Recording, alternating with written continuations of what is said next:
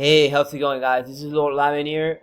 Today I'll be breaking down one of my essays, and I'll be doing this a lot now that we're taking a break from Reddit with the Crimson Pill and moving to the YouTube with my Lord Lavin channel.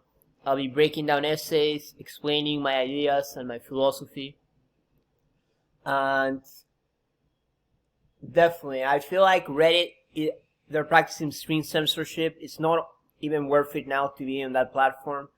They're IP banning people, and I'll go in depth with this. However, for today, I just wanna present one of the essays that I really liked, and let's go for it. So, why are attractive women slowly disappearing in the media? So I'm just gonna read and then I'm gonna break it down. So my loyal disciples, many of you are being lied to, and you're told that if something small changes in a culture, it won't matter. It always starts that way, doesn't it? We always assume the future will be like the past, but that wouldn't be further from the truth. Human history does not proceed through a linear progression, but a circular or even erratic motion. Beauty can only come forth after a lot of hard work has made it so. I told many of you to speak against the whole male sexualization on TV, but you didn't listen. The hive mind mob told you that it doesn't matter, you're making a fuss for no reason.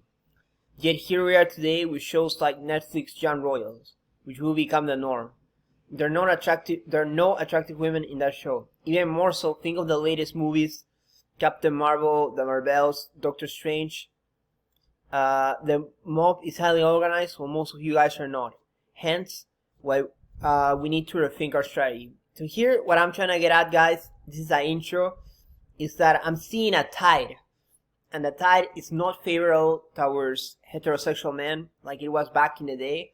If you see something like Star Wars with Leia, you know, she's in that really cute outfit, or if you see even Spider-Man with Mary Jane, like she's a fun, feminine girl, like Spider-Man is like a geeky guy, like it's fun, you know, it's less political. You watch now the latest incarnations of those franchises, and it's completely politicized, completely social justice infused, and even progressive infused. If some things are progressive, like social, like it just doesn't serve the narrative anymore. You know, it's gone off the rails. So if you're like me, you're trying to preserve a culture, like you see that it's not a good sign. And also with the Zoomers now, and shows like Young Royals. This Young Royals is about like LGBT, like every character is LGBT. Like a lot of, because the haters will be like, oh, a lot, but it seems like this is what's been pushed now at the forefront, you know. So anyway, let's continue. I'm not saying like, hey, there shouldn't exist like this kind of content. What I'm saying is now this is the mainstream, you know. But anyway, what we're doing now is like we need to start creating shows for ourselves, you know, which I will be doing, like, and people are doing it already as well. But like, let's continue. So wokes and feminists, radical feminists especially, like hate attractive women. This comes from male envy as well as feelings of inferiority. Wokes truly hate attractive women. They're pretty and like not feminists. Attractive women do not need radical feminism, hence why wokes have no use for them. So we clearly see like a lot of people who identify as woke or feminist or social justice, like they don't like attractive women. They don't like someone like Alessandra, you know, like they see her as horrible, you know, like that male gaze, you know. Well, for you it might have been like a nice like eye candy on top of our already attractive story, like of like exciting story, you know, like it all plays well together. For them, this is their enemy. So, then the second point, wokes hate heterosexual relationships, and this is not only wokes but also radical feminists and social justice warrior people. Well, if you want heterosexual relationships when a hero gets the girl at the end of the journey, well, sorry, buddy, that isn't happening anymore. Your new heroes don't even like women. We see that with Young Royals, you know, like the guys, they're not interested in girls anymore. They're interested in each other.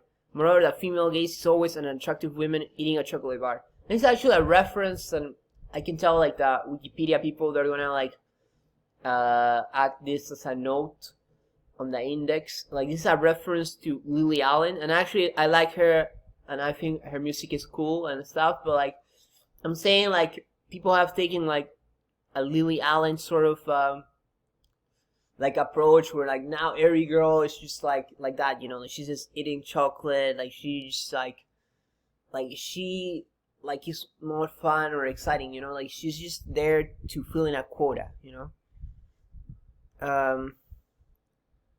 So the male writing staff creates tough heroes and attractive women, and we've seen this already in the early 2000s, early 90s, the 80s, of course.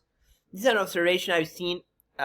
Females, even more feminists or woke writers, for the most part, create weak heroes. Very few females. Like I've seen a lot of people write about this topic, geeks and gamers, for instance. So people know. Oh, do you, like, some haters always tell me, do you come up with all your ideas on your own? And I'm like, yeah, like 80%. But sometimes I watch other people's content. But like, they also make sure that men are sexualized while the females are not. This is a double standard. And for me, it would be more sincere if nobody's sexualized.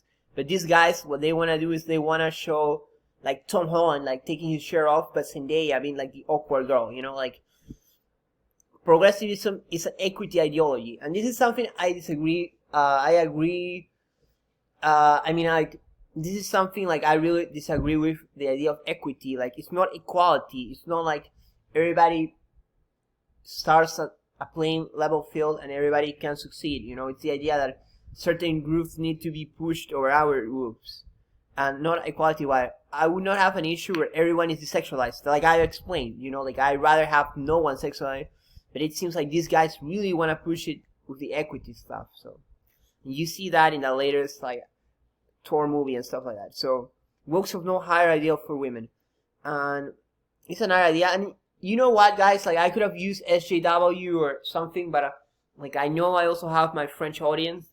And I noticed, like, a lot of people use, like, le wokeism, and, like, a lot of French people use that term woke, so, and in Spanish as well, so I think, like, it's an easier term to use to communicate my ideas. So, religion, whichever that be, like, whichever religion, doesn't matter, that gives an aspirational role for women, sometimes, to strive for. Meanwhile, the woke religion is out free handouts, just by virtue of being women. And it's not even like, and Agustin Laje, like, he talked about it, it's not even about like, just being women, you know, it's being a specific type of women, and this is like a political activist. This underprivilege is one that I disagree with, what is called a positive discrimination. Again, like, I don't really practice discrimination, like, I don't, when I get involved with discrimination, so seeing these guys openly discriminating against certain people, you know, like heterosexual people or like attractive women, like, it's just something that I don't vibe with. So beauty takes time and effort. For women to be beautiful, it's not all about being beautiful, but about becoming beautiful.